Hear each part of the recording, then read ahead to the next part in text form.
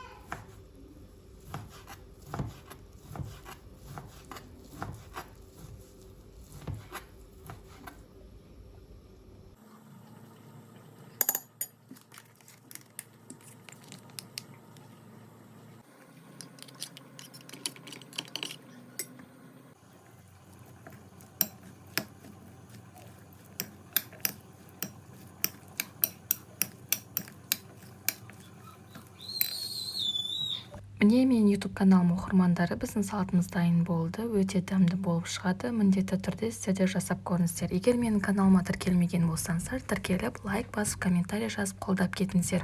Сіздер де міндетті түрде жасап көріңіздер. Комментарийға өз ойларыңызбен бөлісіңіздер. Алдын ала рахмет, сау болыңыздар.